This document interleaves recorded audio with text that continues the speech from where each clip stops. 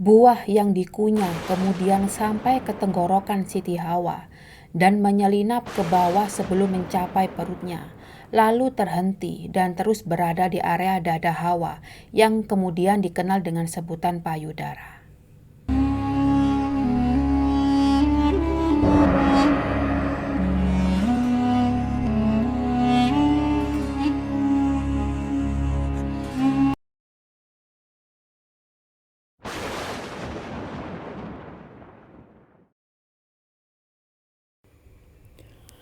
Assalamualaikum warahmatullahi wabarakatuh. Diketahui ialah Nabi Adam alaihi salam adalah manusia pertama yang Allah ciptakan sekaligus ia bertempat tinggal di surga.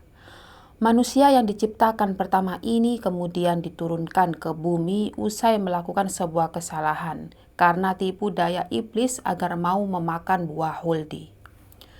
Ada yang menyatakan bahwa buah huldi adalah buah dari pohon terlarang di surga dan iblis menyebutnya sebagai pohon keabadian.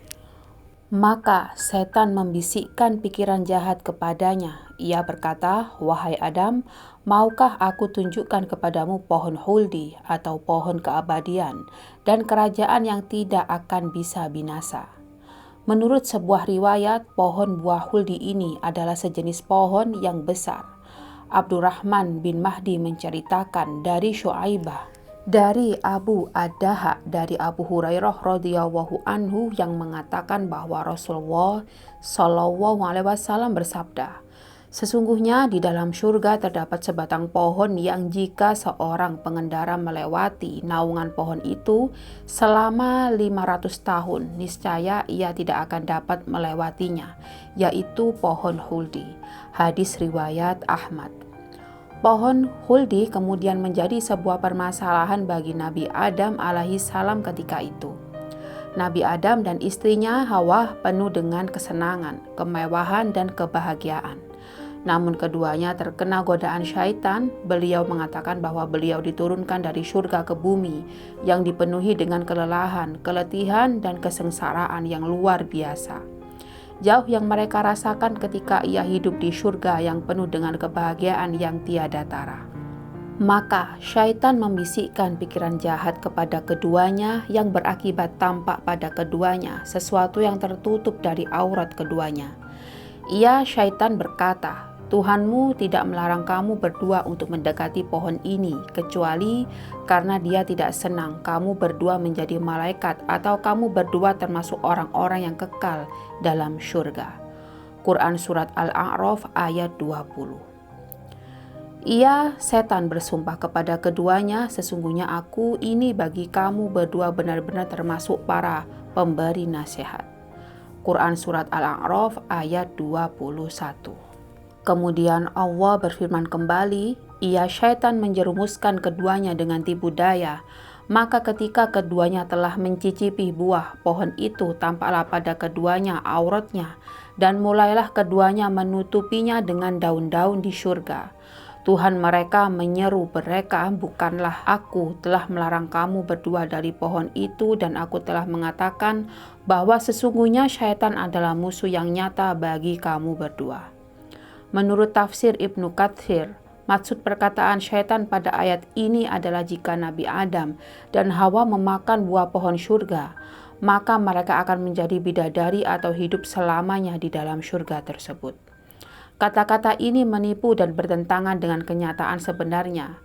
Tetapi para iblis juga berjanji demi kata-kata tersebut. Syaitan dan iblis tak henti-hentinya akan merusak semua keturunan Adam dan menggunakan berbagai daya tipu muslihat, sekaligus untuk membuat Nabi Adam alaihi salam dan Hawa mau memakan buah hurdi tersebut.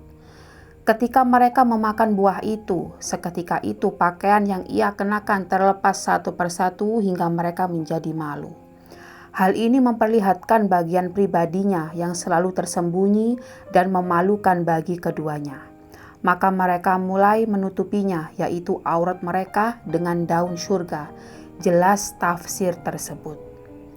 Namun merupakan fakta unik kemanusiaan bahwa kejantanan Adam membuatnya mudah tergoda. Apalagi godaan itu datang dari Siti Hawa sendiri. Alhasil, Adam dengan berani melanggar langgaran Tuhan dengan mendekati buah tersebut, menyentuhnya, dan akhirnya memakannya. Anehnya, ketika Adam memakan buah terlarang itu, dia tidak dapat menelannya sampai mencapai perutnya, seperti ada yang terhenti, dan ia merasa tersedak dan tidak nyaman. Kemudian, ketika Adam mengunyah buah huldi itu, justru menimbulkan benjolan kecil di leher Adam yang disebut yakun bagi laki-laki. Kemudian Nabi Adam menawarkan buah itu kepada Hawa untuk dicicipi. Tanpa ragu, Siti Hawa kemudian menggigit buah itu dengan gigi tipisnya. Buah yang dikunyah kemudian sampai ke tenggorokan Hawa dan menyelinap ke bawah sebelum mencapai perutnya, lalu berhenti dan terus berada di area dada Hawa yang kemudian dikenal dengan sebutan payudara. Dan setelah kejadian tersebut terjadi, Siti Hawa menjelma menjadi sosok perempuan yang memiliki ciri khas atau feminim. Kemudian Adam senang memiliki Siti Hawa di sisinya dan bertanya-tanya mengapa sosoknya tidak berubah dan bagaimana cara membedakan Adam dan Hawa. Fakta unik yang dapat membedakan dari sini adalah perbedaan mendasar antara pria dan wanita muncul ketika Adam dan Hawa menikmati sebuah kebahagiaan dan kegembiraan sebagai pasangan terpilih yang hidup di surga. Kemudian berita dari perjalanan buah terlarang ini tidak berakhir di dada Hawa begitu saja. Buah tersebut terus masuk ke dalam perut kecilnya secara perlahan dan mengalami perubahan kimia sesuai mekanisme biologis pada lambung Hawa. Selanjutnya ada sebuah proses setelah Siti Hawa memakan buah itu, yakni ia meninggalkan sebuah cairan berwarna merah yang akhirnya keluar dari bagian vital tubuh si Hawa ini. Dari segi biologis disebut menstruasi. Dalam mitologi wanita, darah menstruasi diyakini sebagai sisa buah terlarang yang dimakan Hawa. Dari kisah ini dapat disimpulkan salah satu faktor yang menjelaskan perbedaan fisik antara laki-laki dan perempuan dalam peradaban manusia. Mitos ini memberikan wawasan yang lebih mendalam mengenai perbedaan gender dan hubungan antara perempuan dan laki-laki. Dalam perbedaan manusia ini, memberikan wawasan yang lebih mendalam mengenai perbedaan gender dan menunjukkan bagaimana setiap elemen tubuh manusia terhubung dengan asal-usul dan perannya dalam peradaban manusia tersebut. Dari kesalahan inilah awal mula terbentuknya semua bentuk tubuh dari Ibu Hawa. Antara Nabi Adam dan Hawalah kita diturunkan dari segala bentuk postur yang sudah digaris dari Allah Subhanahu wa Ta'ala. Sahabat Jazirah Rasul yang dimuliakan oleh Allah, ambil nilai positif dari video ini. Jika ada kurangnya, kami mohon maaf yang sebesar-besarnya.